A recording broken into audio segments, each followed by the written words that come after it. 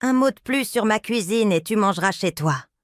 J'ai hurlé ces mots à Marguerite ce soir-là quand elle a osé qualifier mon coq au vin de pâté pour chien devant tous nos invités.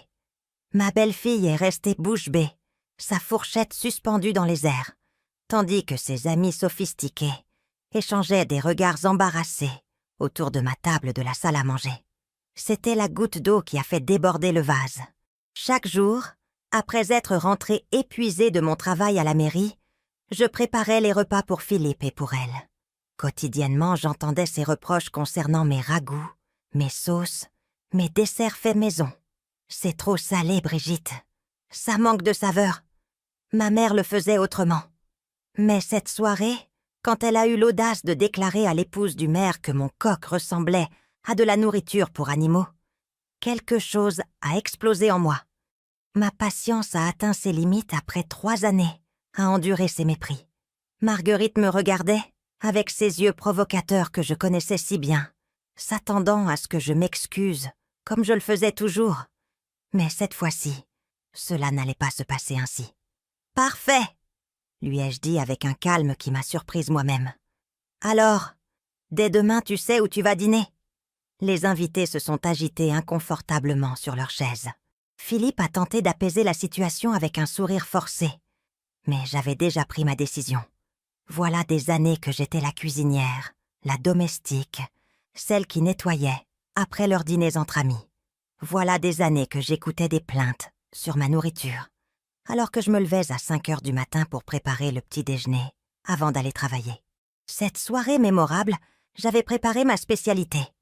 Coq au vin aux herbes fraîches du jardin que je cultivais derrière la maison. J'avais mariné la viande depuis l'aube. J'avais haché finement l'estragon et le persil. J'avais grillé les épices une par une. L'arôme emplissait toute la demeure quand les invités sont arrivés. Mais pour Marguerite, ce n'était jamais suffisant. « Oh, Brigitte !» avait-elle dit avec ce petit sourire condescendant en découpant un morceau minuscule. « Encore du coq! Tu ne sais rien faire d'autre !» Ses amis ont ri discrètement derrière leurs serviettes. J'ai senti la chaleur me monter aux joues, mais j'ai respiré profondément et continué à servir en silence. Je me souviens parfaitement du moment où je suis arrivée dans cette maison pour la première fois. Philippe m'avait demandé de venir rencontrer Marguerite. « Maman, tu vas l'adorer !» m'avait-il dit au téléphone. « Écoute, élégante et cuisine incroyable. » J'étais arrivée cet après-midi-là avec une robe verte que j'avais achetée spécialement pour l'occasion, portant un plateau de quiche lorraine, maison que j'avais préparée depuis 4 heures du matin. Marguerite avait ouvert la porte avec un sourire parfait, trop parfait. Ses cheveux châtains relevés en chignon impeccable, ses ongles rouges comme des cerises mûres. « Brigitte, enfin nous nous rencontrons !» m'avait-elle dit en m'embrassant à peine, prenant soin de ne pas froisser son chemisier de soie, couleur crème. Dès cette première rencontre, quelque chose m'avait dit que les choses ne seraient pas faciles. Sa maison était impeccable, comme sortie d'un magazine de décoration, tout coordonné dans des tons neutres, sans un grain de poussière, sans un objet déplacé. Très différente de mon foyer chaleureux, rempli de photographies familiales, de plantes et de souvenirs de toute une vie. Elle m'a fait sentir comme si mes 73 ans d'expérience ne valaient rien. Philippe rayonnait de bonheur. Mon fils de 44 ans, qui avait attendu si longtemps pour trouver l'amour, avait finalement trouvé sa princesse et moi, en tant que mère, je voulais qu'il soit heureux. J'ai donc ravalé mes premières impressions et décidé de donner une chance à Marguerite. Pendant le dîner de cette première soirée, elle a goûté mes quiches avec un sourire poli. « C'est intéressant », a-t-elle commenté délicatement. Bien sûr, moi je l'ai fait avec une pâte différente, plus légère. C'est une recette française que j'ai apprise dans mes cours de cuisine gastronomique. Philippe a acquiescé admiratif, comme si elle avait découvert le remède à toutes les maladies du monde. J'ai mordu ma langue et souri. Je faisais des quiches depuis plus de 50 ans, depuis que j'étais une jeune mariée. Ma belle-mère m'avait enseigné la recette qui venait de sa grand-mère alsacienne. Mais apparemment cela n'importait pas face au cours de cuisine française de Marguerite. Ce premier dîner aurait dû m'avertir de ce qui suivrait, mais j'étais optimiste. Je pensais qu'avec le temps, nous pourrions arriver à nous comprendre, comme je me trompais. Après ce premier dîner inconfortable, j'ai pensé que les choses s'amélioreraient avec le temps. Je me suis complètement trompée. Marguerite n'a pas seulement maintenu son attitude envers moi, elle l'a empirée quand ils ont emménagé ensemble, puis quand ils se sont mariés. Soudain, mon fils, qui venait me rendre visite tous les dimanches auparavant, apparaissait à peine chez moi. « Marguerite se sent mal à l'aise quand tu viens », m'a confié Philippe un après-midi pendant que nous prenions le café dans ma cuisine. Elle dit que cela la fait se sentir jugée. Je suis restée sans voix. Jugée. Si je parlais à peine quand elle était présente pour éviter les conflits. Mais apparemment mon silence aussi la dérangeait. La situation a changé drastiquement quand Philippe a perdu son emploi dans l'entreprise de construction où il avait travaillé pendant 15 ans. Marguerite, qui avait quitté son travail pour se consacrer à être influenceuse sur les réseaux sociaux, s'est retrouvée soudain sans les luxes auxquels elle s'était habituée. C'est alors que Philippe m'a demandé si je pouvais les aider financièrement. « C'est temporaire, maman », m'a-t-il assuré avec ce regard suppliant que je connaissais depuis qu'il était enfant. Juste jusqu'à ce que je trouve quelque chose de nouveau. Marguerite est très stressée par toute cette situation. J'ai accepté immédiatement. J'ai retiré 800 € de mes économies de retraite, argent que j'avais gardé centime par centime pendant des années, travaillant en double service à l'usine. Mais 800 € sont devenus 1500, puis 2000.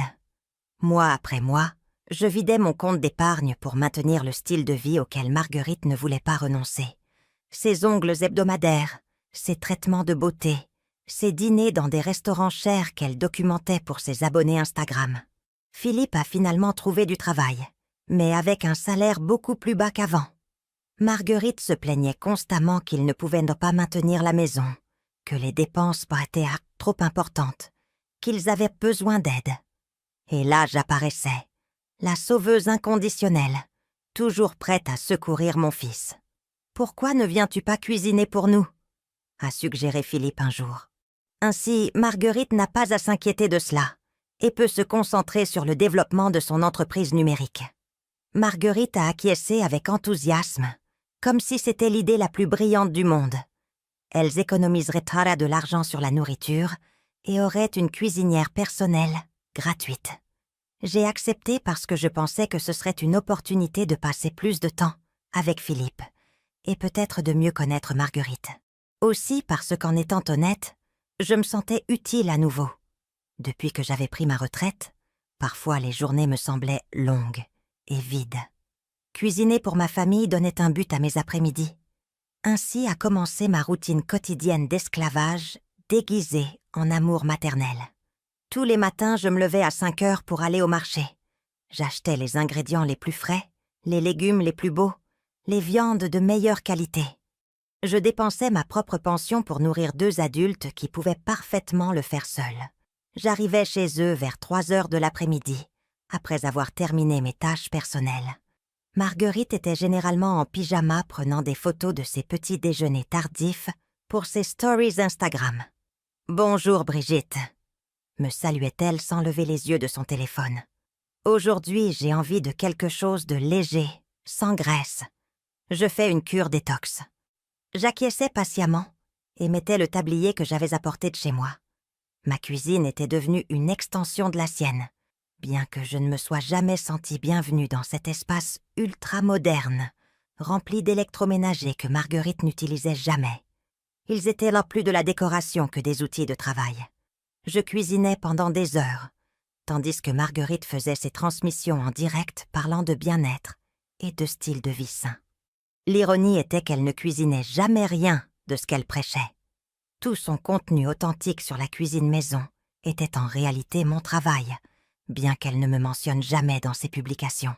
Philippe arrivait du travail vers 7 heures, fatigué et affamé. Au moins, lui appréciait mon effort. « Ça sent délicieux, maman », me disait-il en me donnant un baiser sur le front. Pour ces moments, tout en valait la peine. Voir mon fils bien nourri, soigné, heureux. Mais Marguerite avait toujours quelque chose à critiquer. La soupe était trop chaude, le riz trop sec, la viande trop épicée. Jamais un simple merci, ou c'est délicieux.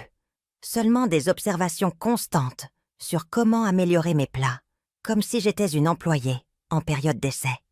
Ma grand-mère faisait un ragoût similaire, commentait-elle, en remuant de manière désinvolte la nourriture dans son assiette. Mais elle y ajoutait du safran et du vin blanc. Cela lui donnait une touche plus sophistiquée. Philippe acquiesçait intéressé, comme si la grand-mère de Marguerite était Julia Child réincarnée. Je ravalais ma salive et continuais à manger en silence. J'avais appris que toute défense de mes recettes était interprétée comme de la susceptibilité. « Brigitte, ne sois pas si sensible », me disait Marguerite avec un sourire condescendant. « J'essaie seulement de t'aider à améliorer. » Les week-ends étaient sans pire parce que Marguerite invitait ses amis à Pâques à déjeuner. Je devenais la cuisinière invisible préparant des plats élaborés pour impressionner les visiteurs, tandis que Marguerite s'attribuait tout le mérite, comme l'hôtesse parfaite. Ses amis arrivaient toujours impeccablement vêtus, avec leurs sacs de créateurs et leurs parfums chers qui imprégnaient tout le salon. Marguerite les recevait comme si elle était la reine de son château, tandis que je restais dans la cuisine, préparant des amuse-bouches qui avaient à coûter la moitié de ma pension mensuelle. « Marguerite, ta maison sent toujours délicieux », commentait Céleste, une blonde platinée qui travaillait dans une galerie d'art. « Tu es une cuisinière incroyable. » Marguerite souriait et acceptait les compliments comme si elle avait réellement passé les 4 dernières heures à couper, assaisonner et cuisiner. J'écoutais tout depuis la cuisine, en épluchant des crevettes et préparant la sauce cocktail à partir de zéro. Elle ne m'invitait jamais à m'asseoir avec elle. Elle ne me présentait jamais comme quelque chose de plus que la maman de Philippe. J'étais invisible, utile seulement pour servir et nettoyer après. Pendant ses déjeuners, Marguerite se vantait de son style de vie devant ses amis. Elle parlait des restaurants chers où elle dînait avec Philippe, de ses prochaines vacances en Europe, des traitements de spa qu'elle se faisait régulièrement, tout financé directement ou indirectement par mes économies de retraite.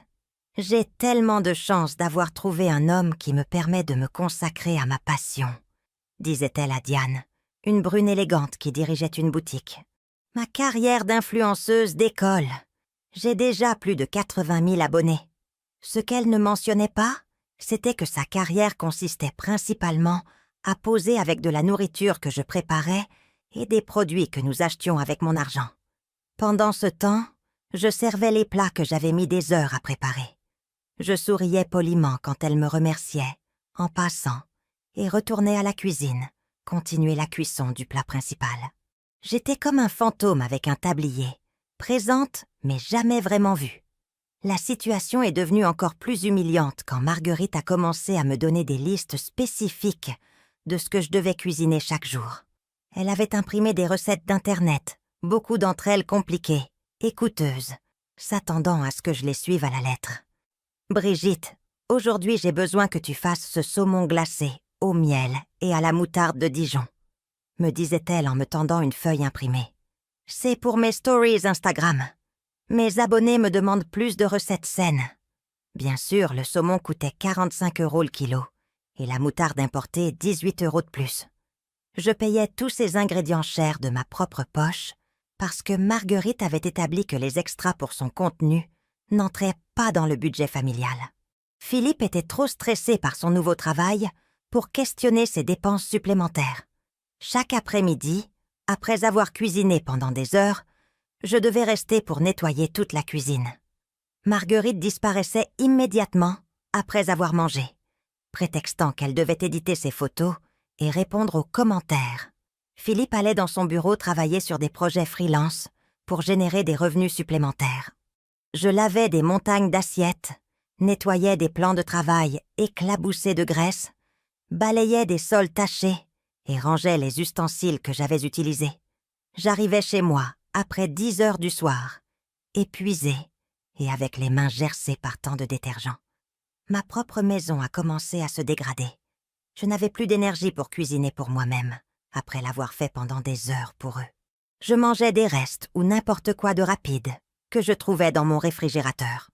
Mon jardin, qui était auparavant ma fierté, a commencé à se flétrir parce que je n'avais pas le temps de l'arroser correctement. Mes amis ont remarqué le changement.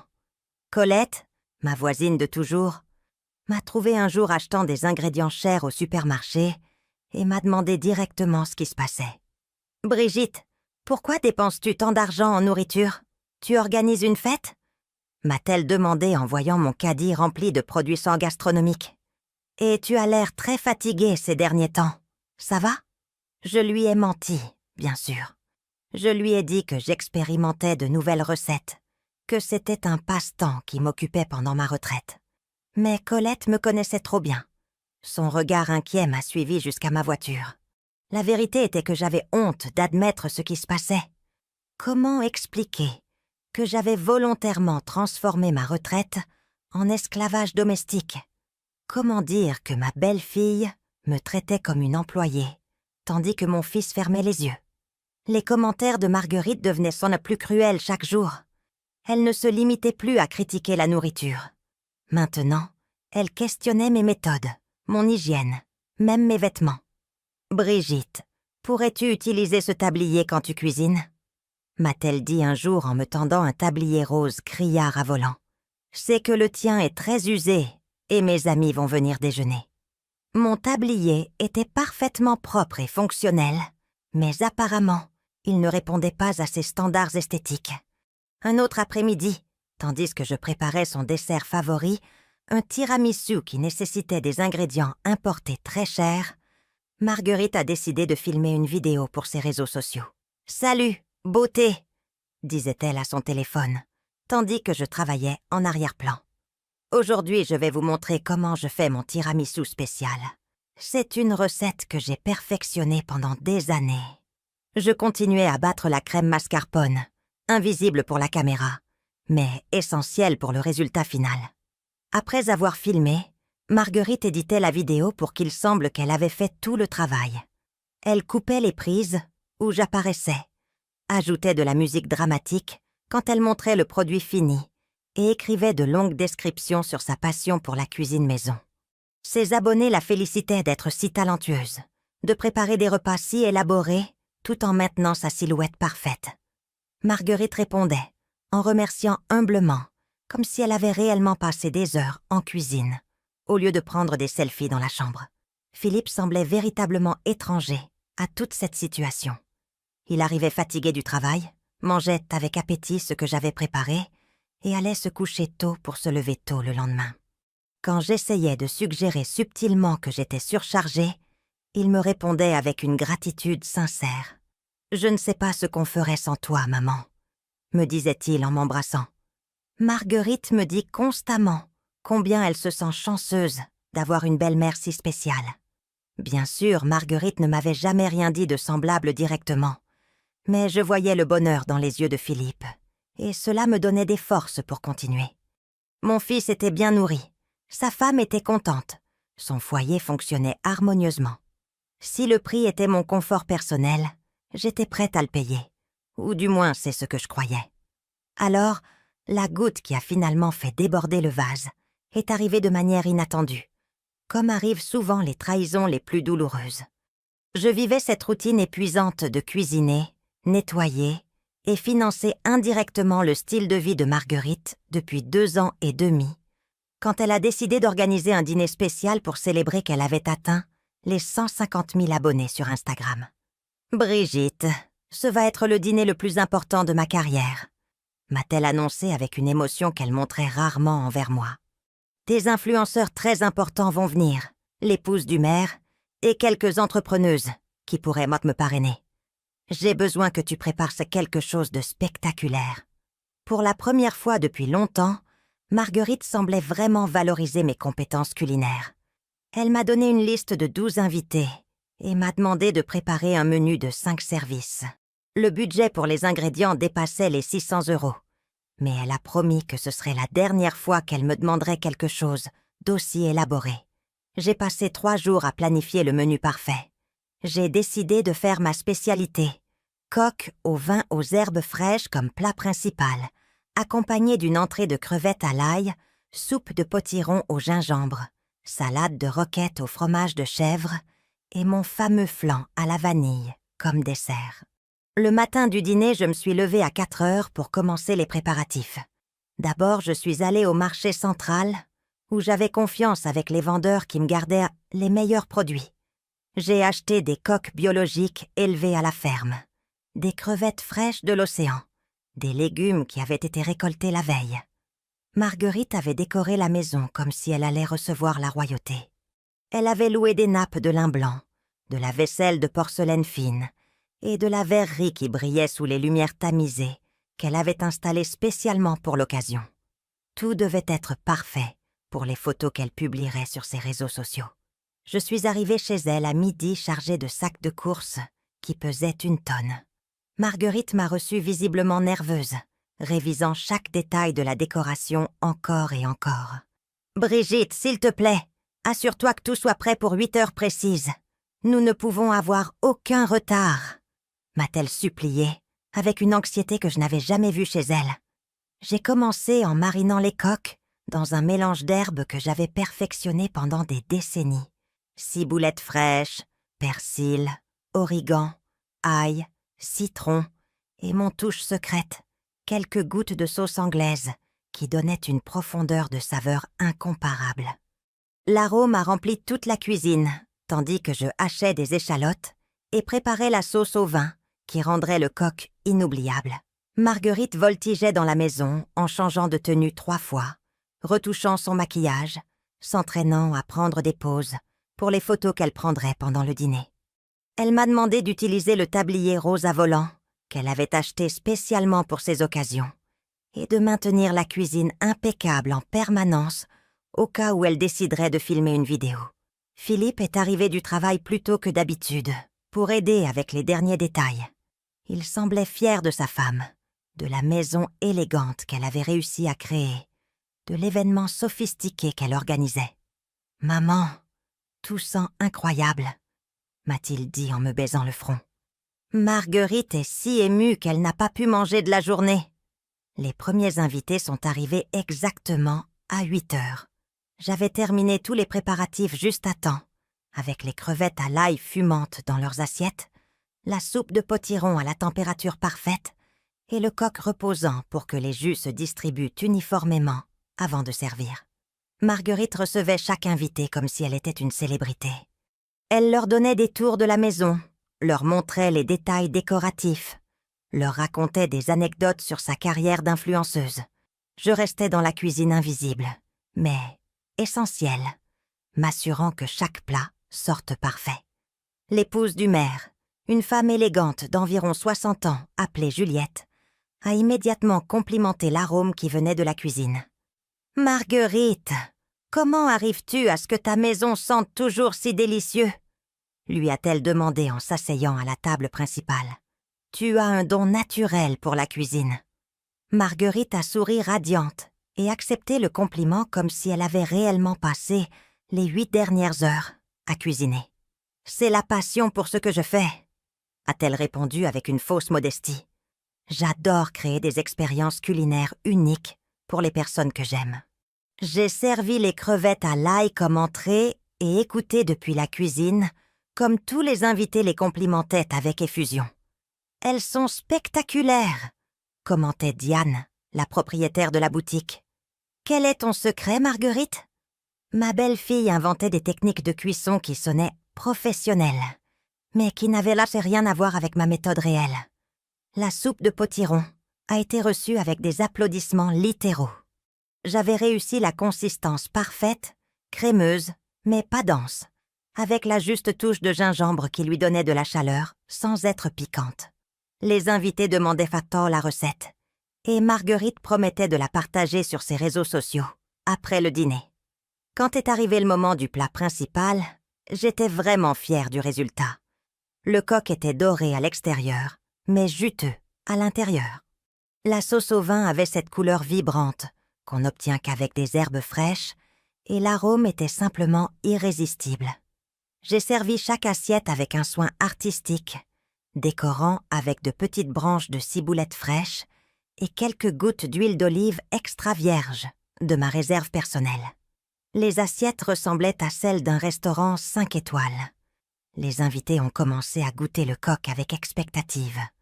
Les premières réactions ont été de silence absolu. Ce silence qui indique que quelque chose de véritablement exceptionnel est en train d'être savouré. Puis sont venus les commentaires enthousiastes. « Marguerite, c'est hors de ce monde !» s'est exclamée Céleste, la galeriste. « La saveur est si complexe, si équilibrée. Comment obtiens-tu cette sauce au vin ?» Un autre invité a ajouté. « Je n'ai jamais goûté un coq si parfaitement cuit. C'est incroyable. » Marguerite irradiait de satisfaction, acceptant chaque compliment comme s'il était mérité. Elle racontait des histoires inventées sur comment elle avait développé la recette, mentionnait des techniques de cuisine qu'elle avait vues dans des émissions de télévision, mais qu'elle n'avait jamais pratiquées. J'observais depuis la porte de la cuisine, ressentant un mélange étrange de fierté et de ressentiment. Ma nourriture était en train d'être complimentée par des personnes importantes. Mon travail de décennies recevait finalement la reconnaissance qu'il méritait. Mais tout le crédit allait à Marguerite, qui ne savait même pas distinguer entre ciboulette et persil quand j'avais commencé à cuisiner pour eux. La conversation à table est devenue plus animée avec chaque verre de vin. Les invités parlaient d'affaires, de voyages, de projets futurs. Marguerite se sentait dans son élément, participant à des conversations sur des investissements et des opportunités commerciales, comme si elle était une entrepreneuse prospère, au lieu d'une influenceuse qui dépendait économiquement de ma pension. C'est alors que Juliette, l'épouse du maire, a fait un commentaire qui changerait tout pour toujours. « Marguerite, tu dois me donner ton numéro de téléphone, » lui a-t-elle dit avec enthousiasme. « Mon mari et moi voulons t'engager pour cuisiner lors de quelques dîners officiels. Nous paierions très bien pour une nourriture de cette qualité. » Marguerite s'est illuminée comme un sapin de Noël. « Bien sûr, Juliette, ce serait un honneur de cuisiner pour vous, » a-t-elle répondu immédiatement, sans mentionner qu'elle n'avait touché aucun ingrédient de tout le dîner. C'est à ce moment-là que quelque chose s'est définitivement brisé en moi. Entendre Marguerite accepter des contrats de cuisine que je devrais réaliser, voir comment elle s'appropriait complètement mon talent et mon expérience, était plus que ce que je pouvais supporter. Mais le moment qui a vraiment déclenché mon explosion est arrivé quand je servais le dessert. J'avais préparé mon flan à la vanille spéciale, cette recette que j'avais perfectionnée pendant 30 ans et qui était célèbre dans tout le quartier. Le secret était dans le caramel, que je préparais avec patience, jusqu'à obtenir cette couleur ambrée parfaite qui fondait en bouche comme de la soie liquide. Les invités complimentaient pas déjà le dessert, quand Marguerite a décidé de faire son commentaire le plus malheureux de la soirée. Elle avait bu plus de vin que d'habitude et se sentait particulièrement confiante, entourée de toutes ces personnes importantes qui l'adulaient. « La vérité, » a dit Marguerite avec un petit rire qui se voulait charmant. « J'ai dû corriger beaucoup de choses dans ce dîner. Ma belle-mère est très gentille, mais parfois, ses méthodes de cuisine sont un peu dépassées. » Les invités l'ont regardée avec intérêt, attendant une anecdote amusante. J'étais figée dans l'encadrement de la porte de la cuisine, tenant le dernier plateau de flan que j'allais servir. J'avais bien entendu. Marguerite était en train d'insinuer qu'elle avait amélioré ma cuisine. « Par exemple, » a continué Marguerite, apparemment sans se rendre compte que j'étais à quelques mètres. « Le coq allait être très simple au début, mais j'ai suggéré d'ajouter ces herbes spéciales et de changer complètement la technique de cuisson. Le résultat final est beaucoup plus sophistiqué que la recette originale. J'ai senti comme si on m'avait giflé. Ces herbes spéciales étaient à mon mélange secret que j'avais développé pendant des décennies.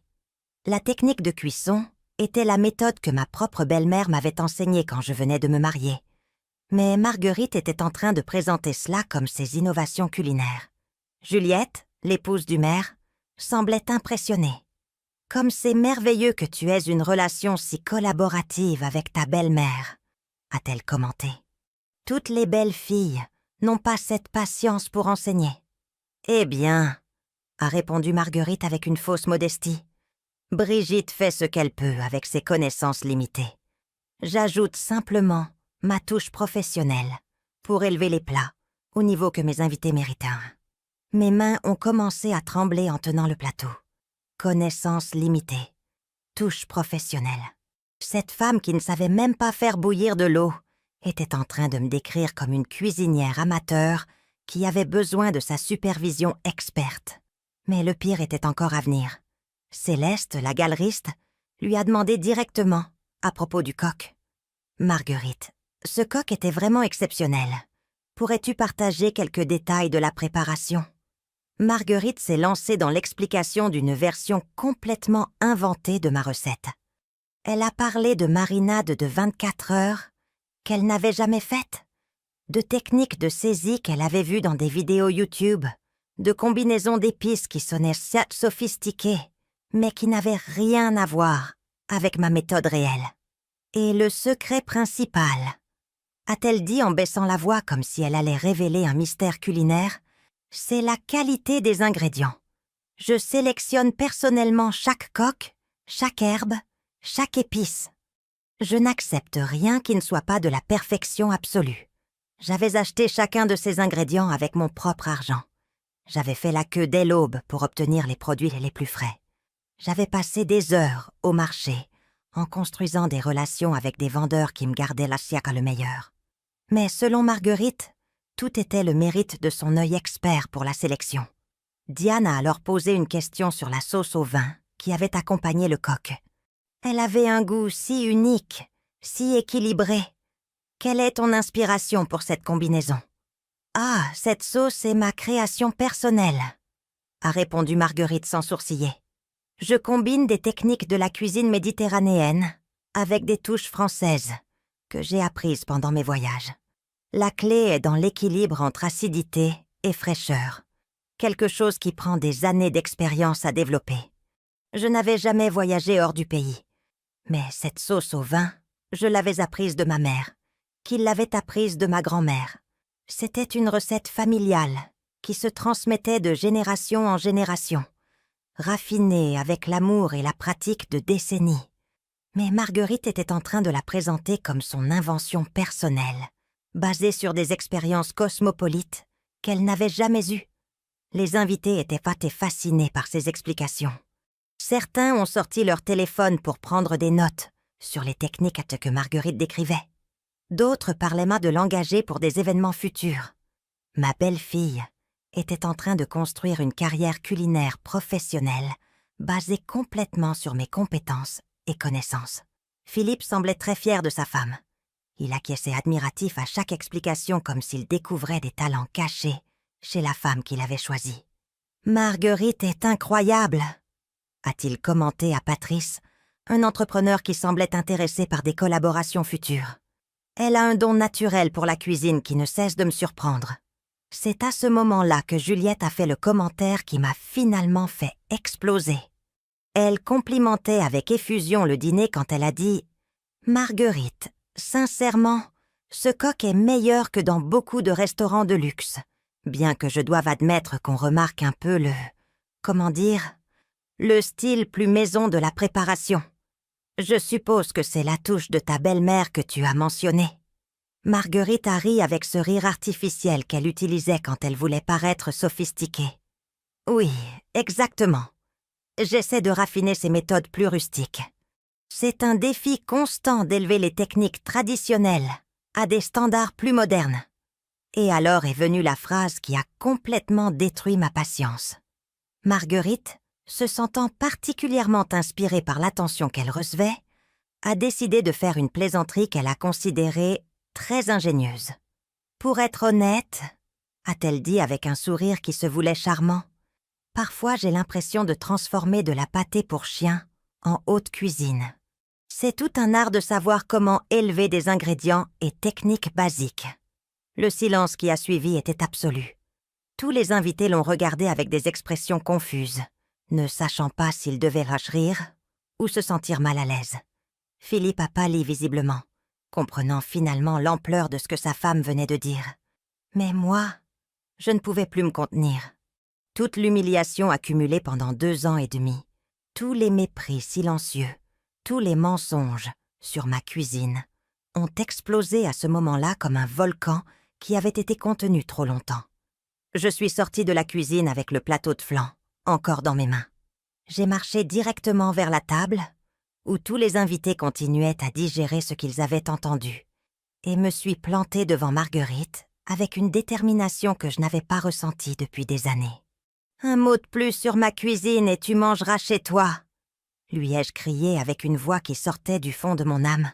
Le plateau de flans a vacillé dans mes mains, mais j'ai réussi à le maintenir stable, tandis que toute ma colère contenue se déversait comme une cascade.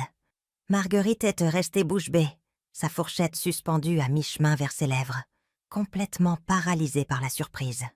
Ses amies élégantes n'ont échangé des regards nerveux, ne sachant pas comment réagir face à cette explosion inattendue. « Pâté pour chien !» ai-je continué avec une voix qui tremblait d'indignation.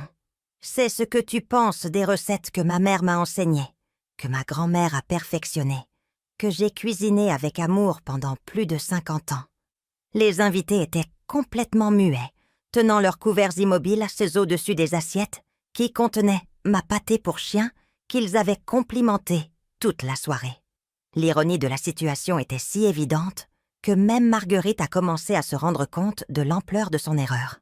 « Brigitte, je ne voulais pas dire... » a-t-elle commencé à balbutier. Mais je n'étais pas disposée à écouter plus d'excuses. « Non, » l'ai-je interrompu fermement. Pendant 2 ans et demi, je suis venue ici tous les jours après le travail. J'ai dépensé ma pension en ingrédients chers pour tes dîners élégants. J'ai cuisiné, nettoyé, servi et supporté tes critiques constantes. Et maintenant, devant tous ces invités qui ont complimenté ma cuisine toute la soirée, tu as l'audace d'appeler cela de la pâtée pour chien. Philippe a tenté d'intervenir avec une voix suppliante. « Maman, s'il te plaît, Marguerite ne voulait pas t'offenser. Elle est nerveuse à cause de ce dîner important. »« Philippe !» l'ai-je coupé avec une fermeté qui l'a surpris. « Ta femme vient d'insulter publiquement la nourriture que j'ai préparée de mes propres mains, que j'ai achetée avec mon propre argent, que j'ai cuisinée pendant 8 heures pour impressionner ses invités. Et toi, tu veux que je l'ignore comme si rien ne s'était passé ?» La tension dans la salle à manger était si épaisse qu'on aurait pu la couper au couteau. Les invités importants que Marguerite avait voulu impressionner assistaient à l'effondrement complet de sa façade parfaite. Juliette, l'épouse du maire, a rompu le silence inconfortable avec une voix douce mais ferme. « Marguerite, je crois qu'il y a une grande confusion ici. Ce dîner a été absolument exceptionnel. Si Brigitte a préparé cette nourriture, alors je dois dire qu'elle est une cuisinière extraordinaire. » Son ton poli mais direct a fait que Marguerite s'est devenue encore plus pâle. « Je plaisantais seulement, » a murmuré Marguerite, comprenant finalement qu'elle avait commis une erreur monumentale. Brigitte sait que j'apprécie beaucoup son aide en cuisine. Mais ces mots sonnaient creux après tout ce qu'elle avait dit pendant le dîner. « Aide !» ai-je répété avec incrédulité. « Tu appelles ça de l'aide ?» J'ai posé le plateau de flan sur la table avec plus de force que nécessaire, faisant teinter la verrerie. J'ai acheté chaque ingrédient de ce dîner avec ma pension. Je me suis levée à 4 heures du matin pour aller au marché. J'ai passé 8 heures à cuisiner pendant que tu prenais des photos pour Instagram. Céleste, la galeriste, a regardé Marguerite avec une expression qui était passée de l'admiration à la déception. « Marguerite, es-tu en train de dire que tu n'as pas cuisiné ce dîner ?» Sa question directe a coupé l'air comme une lame. Marguerite s'est agitée inconfortablement sur sa chaise, son maquillage parfait commençant à couler légèrement à cause de la sueur nerveuse. « Eh bien, c'est que Brigitte et moi travaillons ensemble. C'est une collaboration. Je supervise et... » « Mensonge !» l'ai-je interrompu catégoriquement. « Tu n'as touché aucun ingrédient de ce dîner. Tu ne sais même pas comment allumer la cuisinière sans aide. Toute ta carrière d'influenceuse culinaire est construite sur mes recettes, mon travail, mon argent. » Les invités se regardaient entre eux avec des expressions de surprise croissante. Diane, la propriétaire de la boutique, a posé sa fourchette sur l'assiette et s'est adossée à sa chaise. « C'est très gênant !» a-t-elle murmuré assez fort pour que tous l'entendent. Philippe semblait désespéré en essayant de sauver une situation qui s'effondrait de minute en minute. « Maman, s'il te plaît, pouvons-nous parler de ceci en privé après le dîner ?» Sa voix suppliante me brisait le cœur, mais j'étais allée trop loin pour m'arrêter. « Non, Philippe. lui ai-je répondu fermement. Je suis fatiguée de parler en privé pendant que ta femme m'humilie en public. Je suis fatiguée d'être invisible pendant qu'elle s'attribue le mérite de tout mon travail. Je me suis tournée vers les invités qui nous observaient avec une fascination morbide. Mesdames et messieurs, tout ce que vous avez mangé ce soir, c'est moi qui l'ai préparé. Chaque plat, chaque sauce, chaque technique de cuisson. Patrice, l'entrepreneur, s'est éclairci la gorge, mal à l'aise. Eh bien, indépendamment de qui l'a cuisiné, le dîner a été exceptionnel. Il semblait essayer d'adoucir la tension, mais son commentaire n'a fait que confirmer ce que je disais. Marguerite a finalement tenté de reprendre un certain contrôle sur la situation. Elle s'est redressée sur sa chaise et m'a regardée avec ses yeux défiants que je connaissais si bien. « Brigitte, tu exagères. Tout le monde sait que nous travaillons en équipe. Tu n'as pas besoin d'être si dramatique. »« Dramatique ?» ai-je répété en sentant ma température remonter. « Tu trouves dramatique que je défende ma dignité après que tu m'aies appelé pâté pour chien devant tous ces invités ?» Je me suis tournée spécifiquement vers Juliette. « Madame, vous avez mentionné que vous vouliez engager Marguerite pour des dîners officiels. Permettez-moi de vous clarifier que vous devriez m'engager moi, parce que Marguerite ne sait pas distinguer entre sel et sucre. » L'épouse du maire m'a regardée avec un mélange de respect et de curiosité. « Brigitte, c'est ça? Ta cuisine est vraiment exceptionnelle. Si jamais tu es intéressée à travailler pour des événements officiels, j'aimerais beaucoup te parler directement. » Elle a sorti une carte de visite de son sac élégant. « S'il te plaît, appelle-moi la semaine prochaine pour que nous puissions discuter des détails. » Cette offre directe a été comme une gifle pour Marguerite. Toute la soirée, elle avait essayé d'obtenir exactement cette opportunité et maintenant, on me l'offrait directement. « Attendez un moment !» a protesté Marguerite avec une voix aiguë. « Je crois qu'il y a une grande confusion ici. C'est moi qui organise ce type d'événement. C'est ma maison, mon dîner, mes contacts. Ta maison que je maintiens propre, ton dîner que je cuisine, tes contacts que j'impressionne avec ma cuisine. » lui ai-je répondu sans me troubler. « Qu'est-ce qui est exactement à toi dans cette équation, Marguerite? Les photos que tu prends pendant que je travaille ?» Philippe s'est levé de sa chaise, clairement désespéré de mettre fin à la scène. « Maman, je crois que c'est suffisant. Les invités... » Mais je l'ai interrompu en levant ma main. « Non, Philippe, ce n'est pas suffisant. Pendant 2 ans et demi, j'ai supporté des humiliations, des mépris et des critiques constantes. J'ai vidé mes économies pour maintenir le style de vie de ta femme. J'ai sacrifié mon temps, mon énergie, ma dignité, tout pour que vous puissiez vivre confortablement. Ma voix s'est légèrement brisée, mais j'ai continué. Et tout ce temps, Marguerite a construit une carrière basée sur des mensonges, s'appropriant mon travail comme s'il était le sien. » Céleste s'est éclairci la gorge, mal à l'aise. « Peut-être devrions-nous partir ?» a-t-elle suggéré aux autres invités. « Cela semble être une affaire familiale, très personnelle. »« Ne partez pas, » leur ai-je dit en me surprenant moi-même. « Vous êtes venus ici en pensant que vous alliez rencontrer une chef talentueuse. Vous méritez de connaître la vérité sur ce que vous avez mangé. » Je me suis adressée spécifiquement à Juliette. « Madame, vous avez demandé les techniques de cuisson du coq. Permettez-moi de vous raconter comment il a vraiment été préparé. » Marguerite s'est levée brusquement, sa chaise grinçant bruyamment contre le sol. « Brigitte, arrête, tu ruines ma réputation. » Son masque de composition était finalement complètement tombé. « Ta réputation !» ai-je ri amèrement. « Quelle réputation? Celle que tu as construite sur mon dos, celle qui se base sur tromper tes abonnés en leur faisant croire que tu es une cuisinière quand tu ne sais même pas faire des œufs brouillés. » Les invités étaient maintenant complètement absorbés par le drame qui se déroulait devant eux. C'était comme assister à un accident de train au ralenti. Horrible, mais impossible à ignorer. Colette, mon amie et voisine, qui avait été invitée comme remplissage pour compléter la table, a finalement parlé. « Brigitte a raison », a-t-elle dit avec une voix claire et forte. « Je la connais depuis 20 ans. C'est la meilleure cuisinière du quartier. Ses pâtés de Noël sont légendaires. Ses quiches gagnent des concours et son flan à la vanille est célèbre dans tout le village. Marguerite a lancé un regard furieux à Colette. « Personne ne t'a demandé ton opinion », lui a-t-elle craché avec venin. « Ah, mais si je la demande », est intervenue Juliette avec autorité. « Comme cliente potentielle, il m'intéresse beaucoup de connaître la vérité sur les compétences culinaires des personnes avec qui je considère travailler. » Elle s'est adressée directement à moi. « Brigitte, pourrais-tu me parler un peu de ton expérience en cuisine ?» J'ai respiré profondément, sentant pour la première fois en années que quelqu'un valorisait vraiment ma connaissance. Je cuisine depuis que j'ai 15 ans. J'ai appris de ma mère, qui avait appris de sa mère. J'ai travaillé pendant 30 ans tout en élevant Philippe, trouvant toujours le temps d'expérimenter de nouvelles recettes et de perfectionner les traditionnelles. « C'est fascinant !» a commenté Juliette avec un intérêt véritable. « Et le coq de ce soir, pourrais-tu m'expliquer ta technique réelle ?»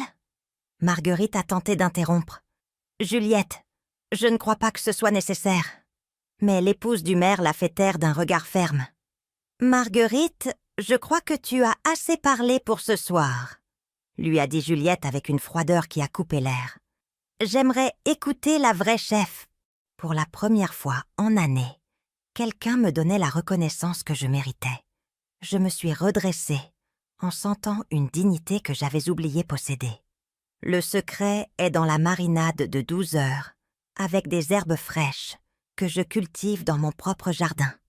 Ai-je commencé en ignorant complètement les protestations silencieuses de Marguerite. J'utilise une technique de cuisson lente que j'ai apprise de ma belle-mère, qui à son tour l'avait héritée de sa grand-mère en Provence. Les invités écoutaient avec une attention véritable, posant des questions intelligentes sur les techniques et ingrédients. Pour la première fois de la soirée, j'étais le centre d'attention par mes propres mérites, pas comme l'employé invisible de Marguerite. Philippe s'est enfoncé dans sa chaise, comprenant finalement l'ampleur de ce qui s'était passé sous son toit. Marguerite restait debout, tremblant de rage et d'impuissance, tandis qu'elle voyait sa façade soigneusement construite s'effondrer complètement devant les personnes qu'elle voulait le plus impressionner. La conversation qui a suivi a été révélatrice pour tous les présents. Juliette m'a interrogée sur mes années d'expérience, sur les recettes familiales que j'avais perfectionnées, sur ma philosophie culinaire développée à travers des décennies de pratique. C'était la première fois, en années, que quelqu'un me traitait comme l'experte que j'étais vraiment. « Brigitte », m'a dit Juliette avec un respect sincère, « j'aimerais beaucoup que tu considères travailler avec moi pour quelques événements officiels. Ton talent est exceptionnel et mérite d'être reconnu appropriément. » Elle a sorti une carte personnelle de son portefeuille élégant. « S'il te plaît, appelle-moi la semaine prochaine pour que nous puissions discuter des détails. » Marguerite observait la scène avec une horreur croissante. Toute la soirée, elle avait essayé d'obtenir exactement cette opportunité. Et maintenant, on me l'offrait directement. « Attendez !» est intervenue avec une voix désespérée. « Je crois qu'il y a une grande confusion ici. C'est moi qui organise ce type d'événement. Brigitte ne fait que m'aider avec les préparations basiques. » Patrice, l'entrepreneur, la regardait avec une expression qui mélangeait incrédulité et dégoût. « Marguerite, nous venons d'assister à une conversation très éclairante. Brigitte possède clairement une connaissance culinaire profonde et authentique. Ses explications sur les techniques et ingrédients démontrent des décennies d'expérience réelle. »« Exactement », a ajouté Diane, la propriétaire de la boutique. « Et franchement, je me sens trompée. Je suis venue ici en pensant que j'allais rencontrer une chef talentueuse, pas assister à comment quelqu'un s'approprie le travail d'une autre personne. » Les amis de Marguerite, qui étaient arrivés avec admiration et respect envers son supposé talent culinaire, la regardaient maintenant avec un mélange de déception et de honte par procuration. L'ambiance dans la salle à manger avait complètement changé, et pas en faveur de ma belle-fille. Philippe a finalement trouvé sa voix, bien qu'elle sonnait brisée et confuse. « Marguerite, est-ce que tout ce que dit ma mère est vrai ? As-tu vraiment pris le crédit pour son travail toutes ces années ?»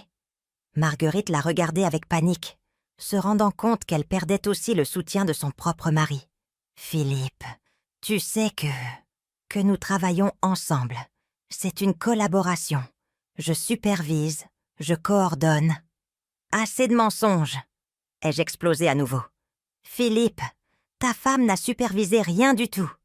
Elle ne sait même pas comment utiliser la moitié des électroménagers de sa propre cuisine. Toute sa carrière d'influenceuse est construite sur des photos de nourriture que je prépare en utilisant des ingrédients que j'achète avec ma pension. Colette, ma fidèle amie, a décidé d'apporter plus de preuves. Philippe, j'ai vu ta mère sortir de cette maison à 10 heures du soir, épuisée après avoir cuisiné et nettoyé pendant des heures. J'ai vu les sacs de courses chers qu'elle porte tous les jours. Ta femme l'exploite éhontément. » Le mot « exploite » est tombé comme une bombe dans le silence tendu de la salle à manger. C'était exactement le bon mot pour décrire ma situation. Mais l'entendre dit à voix haute par quelqu'un d'autre m'a fait réaliser l'ampleur de ce que j'avais toléré. « Brigitte, » a dit Céleste avec une voix douce, « puis-je te demander combien d'argent tu as dépensé dans cette maison pendant les dernières années ?» Sa question directe m'a prise par surprise, mais j'ai décidé d'être complètement honnête. En ingrédients pour cuisiner, probablement autour de 500 € mensuels. Ai-je admis en sentant mes joues s'abrûler. Plus les dons directs d'argent que je leur ai donnés quand Philippe a perdu son travail. Au total, je calcule que j'ai dépensé plus de 25 000 € de mes économies de retraite pour maintenir ce foyer. Le chiffre concret a causé des halètements audibles autour de la table. Même Philippe semblait surpris par la quantité, comme s'il n'avait jamais fait les calculs réels. « 25 000 €, a répété Juliette lentement. « Et tu n'as jamais reçu de compensation économique pour ton travail culinaire ?» Quand j'ai nié de la tête, elle a continué. « Marguerite, te rends-tu compte que tu as basiquement opéré un restaurant gratuit avec une employée non rémunérée ?» Marguerite était complètement acculée. Maintenant, ses joues étaient rouges de honte et ses yeux brillaient de larmes de rage et d'humiliation. « Ce n'est pas comme ça, » a-t-elle murmuré faiblement. « Brigitte est de la famille. Elle voulait t'aider. Nous ne lui avons jamais demandé de dépenser son propre argent. »« Mensonge !» ai-je crié en perdant complètement ma composition. « Alors, qu'étaient toutes ces listes de courses chères que tu me donnais ? Qu'étaient ces suggestions sur des ingrédients spéciaux pour tes photos Instagram ?» Je me suis adressée directement aux invités, ayant besoin qu'ils comprennent l'ampleur complète de la situation. « Mesdames et messieurs, pendant 2 ans et demi, j'ai été la cuisinière personnelle non rémunérée de Marguerite. J'ai financé son style de vie avec ma pension. J'ai travaillé comme domestique pendant mon temps libre, et tout pour qu'elle puisse prendre des photos et construire une carrière basée sur des tromperies. Le silence qui a suivi était assourdissant. Les invités digéraient l'information, clairement mal à l'aise d'être devenus témoins involontaires de cette révélation familiale si crue. Philippe s'est couvert le visage avec les mains. « Mon Dieu !» a-t-il murmuré. « Comment ai-je laissé cela se passer ? Comment ne me suis-je pas rendu compte ?» Sa douleur véritable me brisait le cœur, mais me donnait aussi des forces pour continuer. « Philippe, tu travailles 12 heures par jour en essayant de reconstruire ta carrière. » lui ai-je dit avec une voix plus douce. « Tu arrivais à la maison fatigué. Tu trouvais de la nourriture chaude sur la table et tu supposais que tout allait bien. Mais ta femme m'a traité comme une employée domestique pendant que tu n'étais pas présent. » Marguerite a finalement explosé, son masque d'élégance tombant complètement. « Ça suffit! Assez, Brigitte! Tu es complètement irrationnelle. Tu ruines mon dîner, tu m'embarrasses devant mes invités, tu détruis ma réputation. Tout ça parce que tu ne peux pas accepter une plaisanterie inoffensive. »« Plaisanterie inoffensive !» ai-je répété avec incrédulité.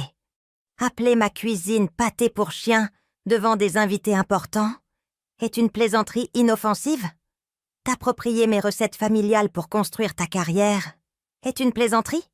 Juliette s'est levée élégamment de sa chaise, décidant clairement qu'elle avait assez entendu. « Marguerite, je crois qu'il est temps que mes invités et moi nous retirions. Cette situation est devenue très inconfortable pour tous les présents. »« Non, attendez !» a supplié Marguerite, désespérément. « S'il vous plaît, ne partez pas. Nous pouvons résoudre ceci. Brigitte est dramatique, mais nous pouvons... » « Marguerite !» l'a interrompue Juliette fermement. « Ce à quoi nous avons assisté ce soir va au-delà du drame familial. C'est une question d'intégrité professionnelle et d'honnêteté personnelle. Je ne peux pas considérer travailler avec quelqu'un qui s'approprie le travail des autres. » Les autres invités ont commencé à se lever aussi, récupérant leurs sacs et manteaux.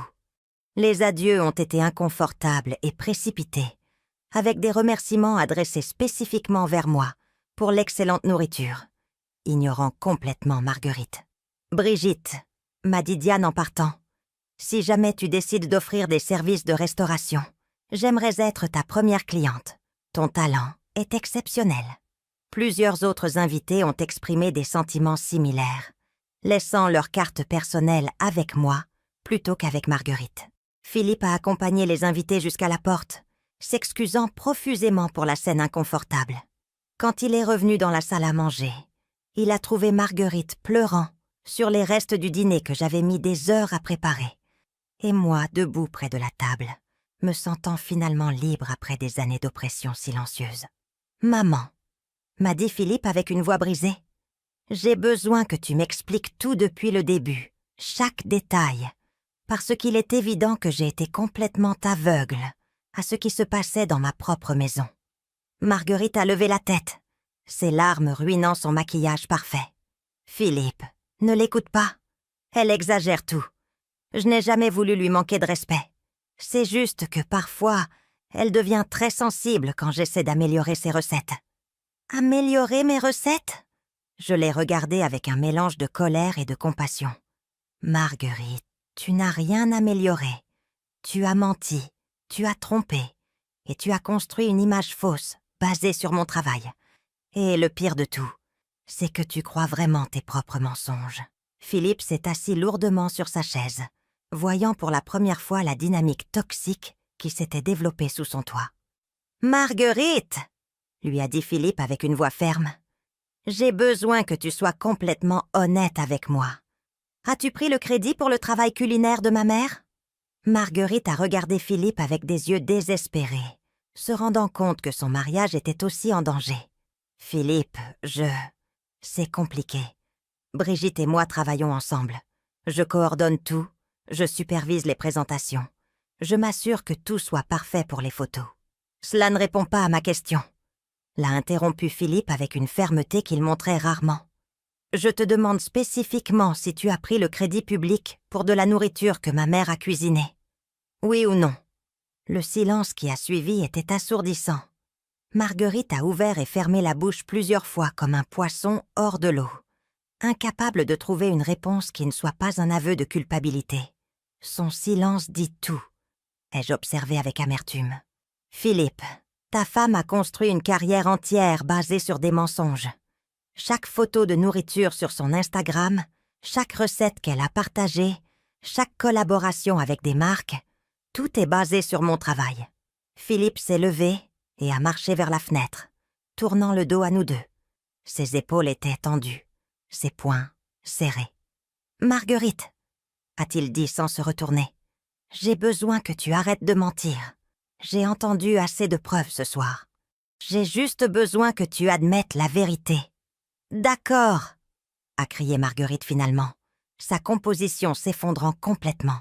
« Oui, j'ai pris le crédit pour sa nourriture. Vous êtes content maintenant ? Mais ce n'est pas aussi simple que vous le faites paraître. Je travaille dur en créant du contenu, en éditant des photos, en construisant ma marque. Brigitte ne fait que cuisiner. Moi, je fais tout le reste. » Son aveu est tombé comme une bombe dans la pièce. Philippe s'est retourné lentement, son visage un masque de déception et de douleur. « Marguerite, tu t'entends ? Tu minimises le talent et l'expérience de décennies de ma mère, comme si c'était quelque chose de trivial. Et le plus important, ai-je ajouté avec une voix tremblante d'indignation, tu as dépensé mon argent pour financer ta marque.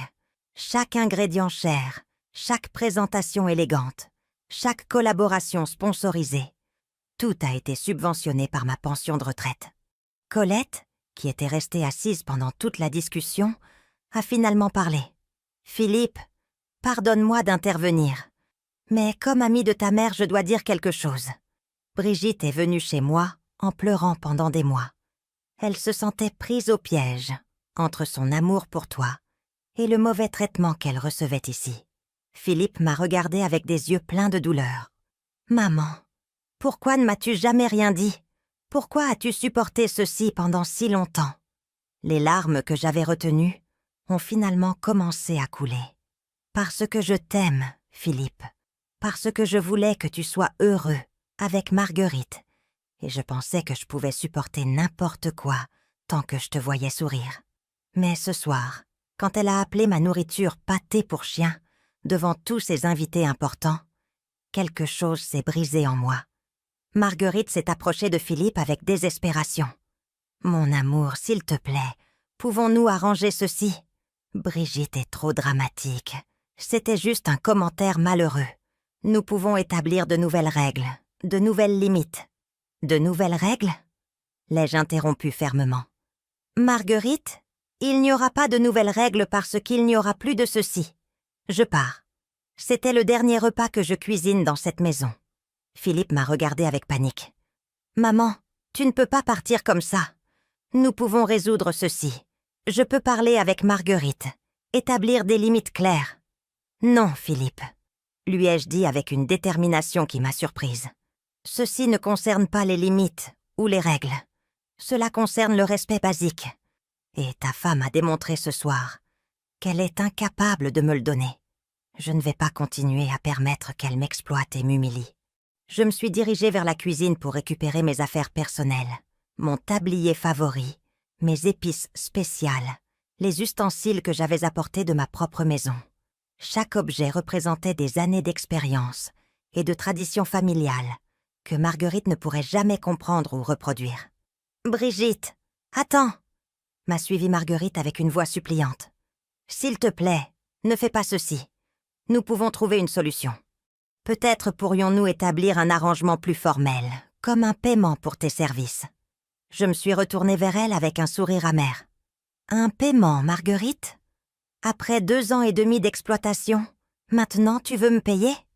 Te rends-tu compte comme c'est insultant? » « Mais maman, » est intervenu Philippe, « si Marguerite est disposée à te compenser appropriément. »« Philippe !»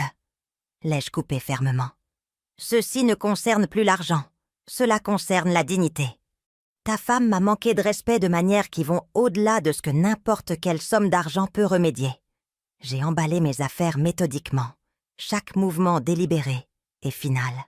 Marguerite m'observait avec une désespération croissante, comprenant finalement qu'elle perdait beaucoup plus qu'une cuisinière gratuite. « Brigitte !» m'a-t-elle dit avec une voix brisée. « Sans toi, je ne sais pas comment je vais maintenir ma carrière d'influenceuse. Mes abonnés attendent du contenu culinaire de qualité.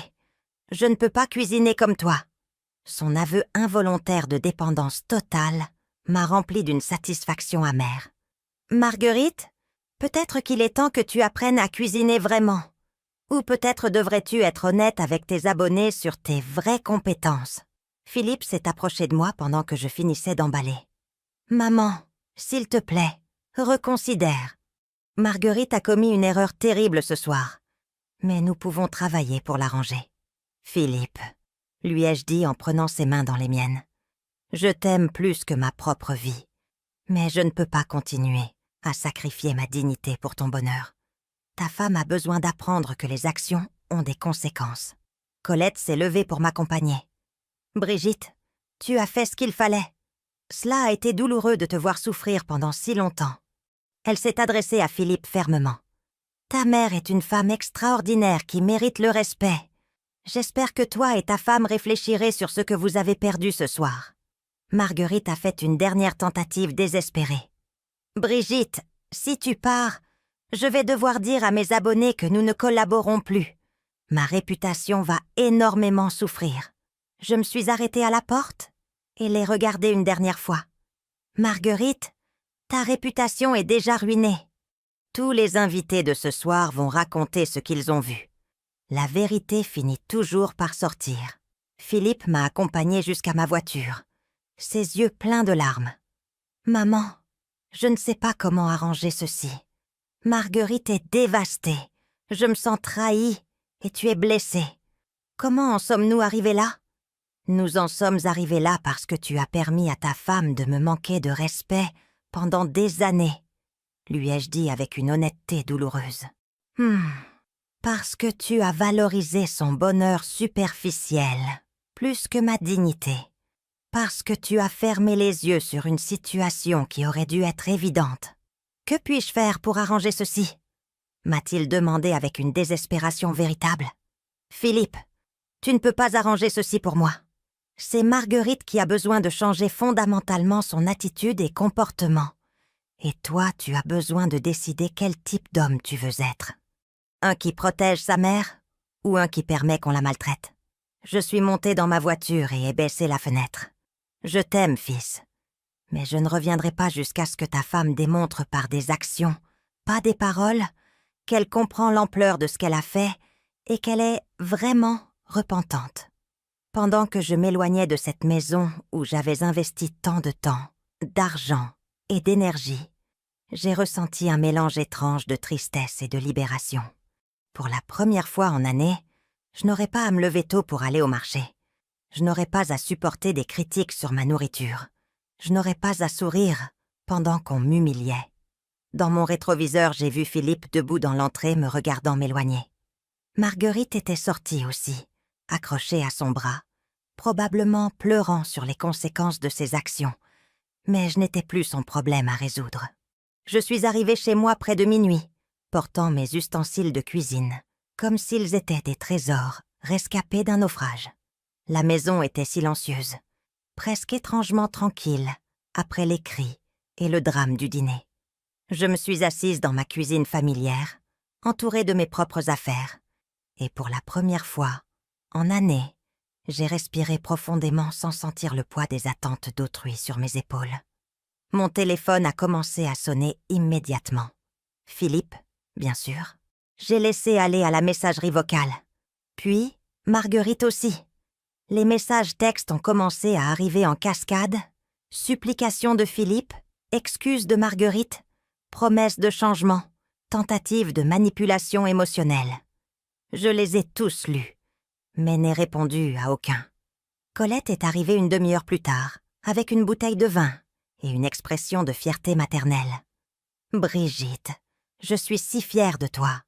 Tu t'es finalement défendue. » Nous nous sommes assises dans mon salon buvant du vin et digérant tout ce qui s'était passé. « Colette, ai-je fait ce qu'il fallait ?» lui ai-je demandé en ressentant pour la première fois des doutes sur mon explosion publique. Peut-être aurais-je dû gérer ceci de manière plus privée. Ces invités n'avaient pas à assister à tout ce drame familial. « Brigitte, » m'a dit Colette fermement, « Marguerite a choisi de t'humilier publiquement. Tu n'as fait que répondre dans le même forum où elle t'a attaqué. De plus, ces personnes avaient le droit de connaître la vérité sur la nourriture qu'elles complimentaient. Pendant les jours suivants, mon téléphone n'a pas arrêté de sonner. Philippe me rendait visite quotidiennement, de plus en plus désespéré, essayant de me convaincre de revenir. « Maman, Marguerite est dévastée. Elle n'a rien mangé depuis 2 jours. Sa carrière d'influenceuse s'effondre, parce qu'elle ne peut pas créer de contenu culinaire sans toi. Philippe, lui répondais-je patiemment, ce sont les conséquences naturelles de construire une carrière sur des mensonges. Marguerite a besoin d'affronter la réalité de ses actions. La vérité était que la situation de Marguerite était devenue insoutenable rapidement. Les invités de cette soirée avaient y raconté l'histoire, et le scandale s'était étendu dans toute la communauté. Ses abonnés ont commencé à questionner l'authenticité de son contenu antérieur. Des marques qui avaient considéré des collaborations ont annulé leurs accords. Mais ce qui me faisait le plus mal était de voir Philippe pris au milieu. Mon fils semblait démoli, stressé, vieilli par le conflit qui avait éclaté dans son foyer. Marguerite, selon ce qu'il me racontait, était tombée dans une dépression profonde, incapable d'accepter que son monde soigneusement construit s'écroulait. 1 semaine après l'incident, Juliette, l'épouse du maire, m'a appelée personnellement. « Brigitte, j'espère que tu as considéré mon offre de travail. J'ai besoin d'une chef talentueuse pour un dîner officiel le mois prochain. Et après avoir goûté ta cuisine, je ne peux imaginer engager quelqu'un d'autre. C'était l'opportunité dont j'avais rêvé pendant des années.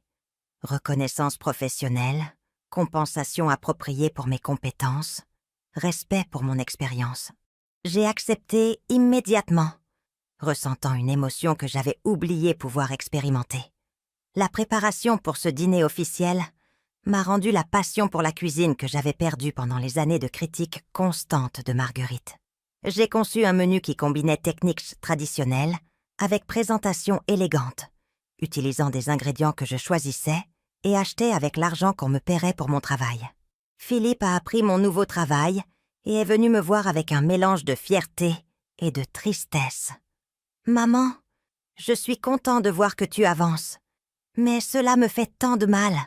J'ai l'impression que notre famille s'est brisée pour toujours. »« Philippe, » lui ai-je dit en préparant une sauce que j'avais perfectionnée pendant des décennies. « Notre famille ne s'est pas brisée par ma décision de me défendre. Elle s'est brisée quand tu as permis à ta femme de me maltraiter pendant des années sans intervenir. Mais maman, Marguerite regrette vraiment. Elle a pleuré constamment, disant qu'elle s'est rendue compte comme elle t'a maltraité. Elle veut s'excuser appropriément avec toi. Les excuses sont bien, Philippe, mais elles n'effacent pas des années d'humiliation.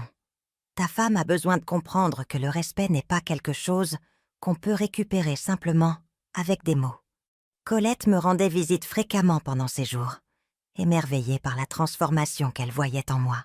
« Brigitte, tu sembles des années plus jeune. Tu as une énergie que tu n'avais pas eue depuis longtemps. » Elle avait raison. Je me redécouvrais comme la cuisinière professionnelle que j'avais toujours été, pas comme l'employée domestique non rémunérée que j'avais permis de devenir. Le dîner officiel a été un succès retentissant. Les invités ont complimenté chaque plat avec effusion. Et pour la première fois en année, j'ai reçu directement tous les compliments. Juliette m'a présentée comme « notre chef étoile » et a mentionné mon expérience et talent devant des fonctionnaires importants qui pourraient devenir de futurs clients. Pendant ce dîner, en servant ma spécialité de coq au vin qui avait causé tant de drames quelques semaines plus tôt, j'ai réfléchi sur le contraste. La même nourriture que Marguerite avait appelée « pâté pour chien » était maintenant servie à des fonctionnaires gouvernementaux qui la décrivaient comme exquise et de niveau professionnel. Après le succès de ce premier dîner officiel, les offres de travail ont commencé à arriver régulièrement. Événements corporatifs, célébrations privées, dîners de bienfaisance. Mon agenda s'est rempli rapidement et pour la première fois de ma vie, je gagnais de l'argent substantiel en faisant ce que j'aimais le plus. Philippe continuait à me rendre visite hebdomadairement, de plus en plus pressé par Marguerite pour me convaincre de pardonner et revenir. Maman, elle dit qu'elle est disposée à faire n'importe quoi pour arranger les choses. Elle a même suggéré qu'il pourrait me payer un salaire officiel pour cuisiner. Philippe, lui ai-je répondu avec une patience épuisée, il ne s'agit pas d'argent. Il s'agit du fait que ta femme ne respecte pas fondamentalement qui je suis ou ce que je vaux. Jusqu'à ce que cela change vraiment, il n'y a pas d'arrangement possible. Un mois après mon explosion publique, Marguerite a finalement demandé à me voir personnellement. Philippe l'a amenée chez moi par un après-midi pluvieux, semblant démolie et vraiment repentante.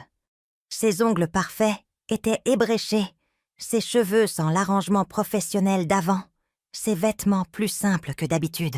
« Brigitte », m'a-t-elle dit avec une voix brisée, « je sais que je n'ai pas le droit de te demander pardon après tout ce que je t'ai fait. Je sais que je t'ai traité terriblement, que j'ai profité de ta générosité, que j'ai construit ma carrière sur ton dos. » Je l'ai écoutée en silence, évaluant si ses paroles sonnaient vraies ou étaient une autre tentative de manipulation. « Marguerite, j'apprécie que tu reconnaisses finalement ce que tu as fait, mais les excuses n'effacent pas des années de mauvais traitements. Je sais, » a-t-elle répondu avec des larmes véritables. « Je n'espère pas que tu me pardonnes immédiatement. Je voulais seulement que tu saches que je comprends finalement l'ampleur de ce que je t'ai fait. Sans toi, je me suis rendu compte que je ne suis pas la personne que je prétendais être. » Philippe observait la conversation avec un espoir désespéré, désirant clairement que ce moment marque le début d'une réconciliation. Mais j'avais appris à ne pas confondre repentir momentané avec changement véritable à long terme. « Marguerite !» lui ai-je dit fermement.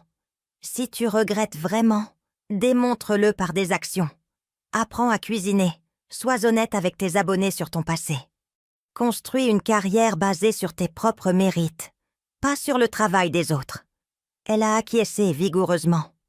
J'ai déjà commencé à prendre des cours de cuisine de base et j'ai publié des excuses publiques sur mes réseaux sociaux, admettant que j'avais reçu de l'aide dans mon contenu culinaire antérieur.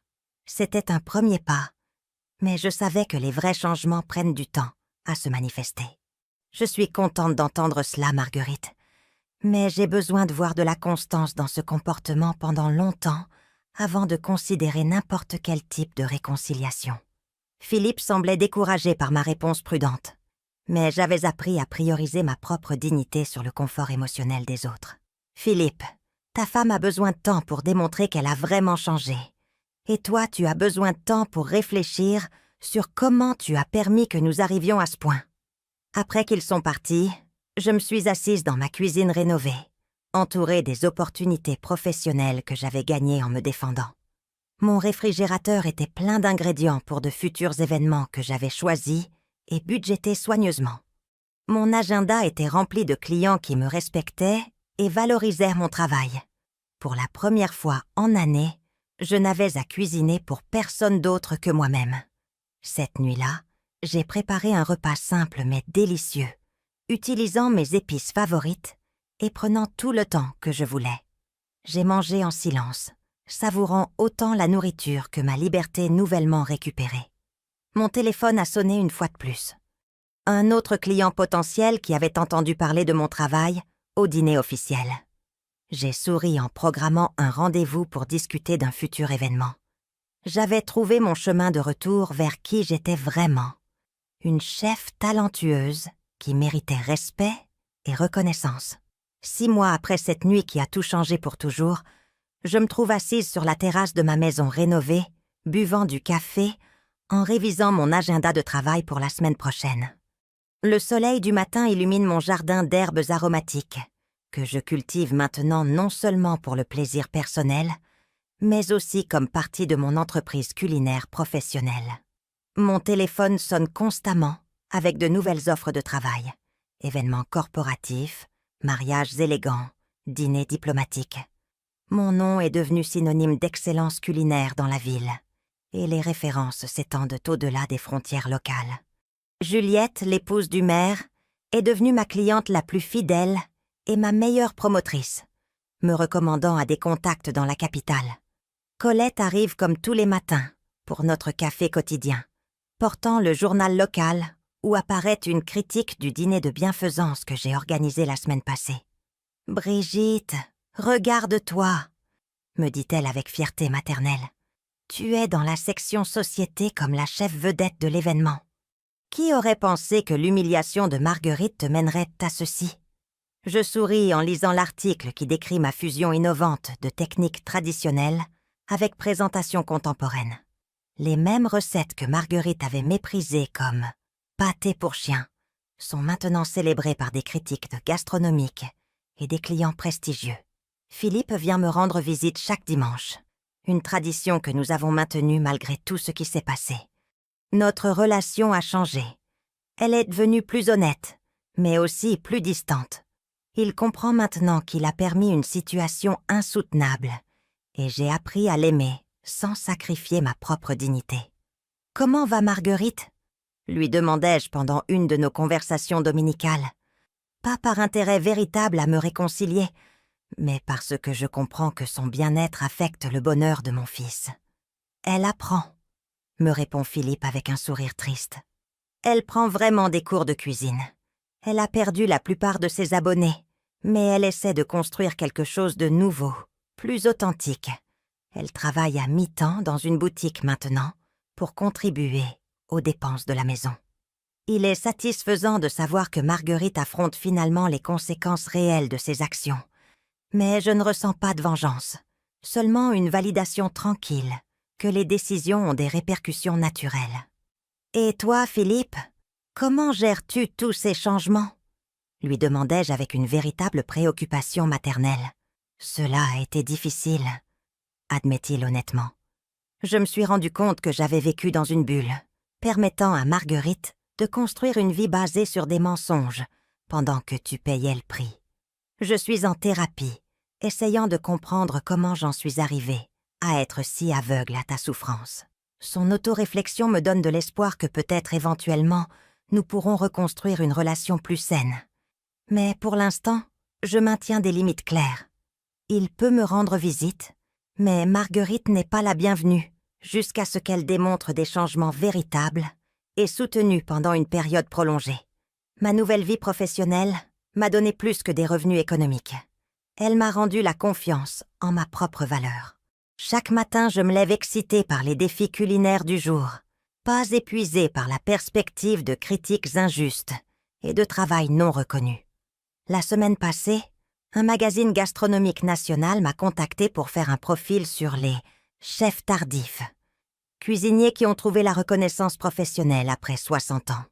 Quand la journaliste m'a demandé mon histoire, je lui ai raconté honnêtement les années de cuisine sans reconnaissance, l'explosion qui a tout changé, la découverte de ma voie professionnelle à 73 ans.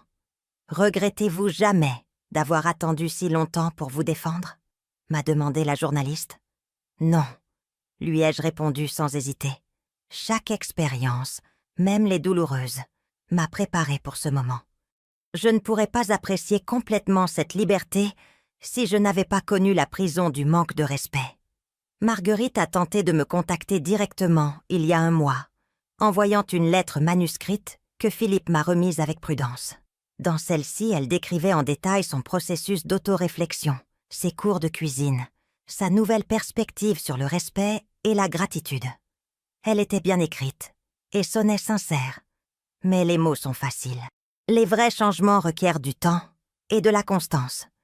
Je lui ai répondu brièvement, reconnaissant ses efforts, mais expliquant que j'avais besoin de voir des preuves soutenues de changement avant de considérer n'importe quelle interaction personnelle.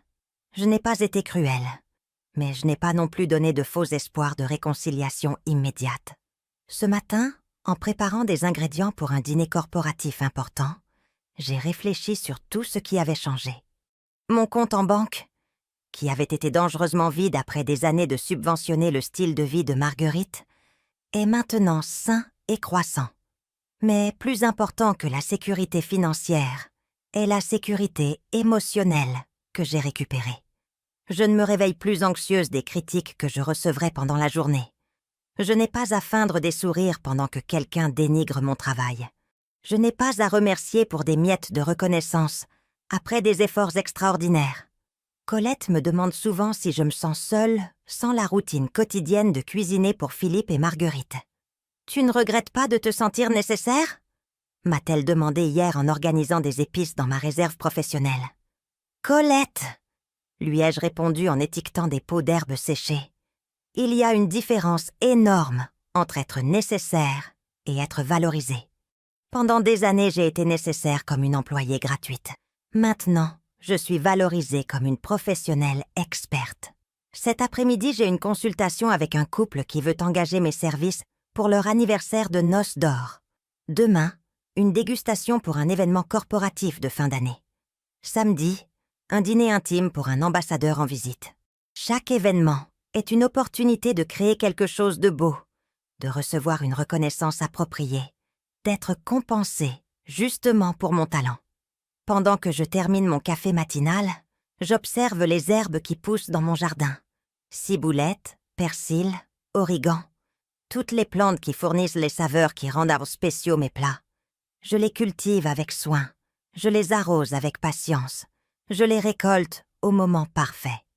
Comme ma nouvelle vie, elles requièrent une attention constante, mais récompense généreusement ce soin.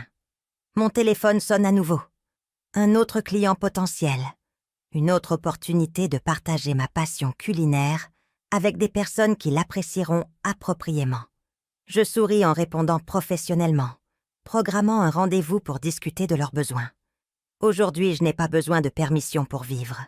Je n'ai pas besoin de m'excuser pour valoriser mon propre travail. Je n'ai pas besoin de remercier qui que ce soit pour l'opportunité d'être qui je suis, vraiment.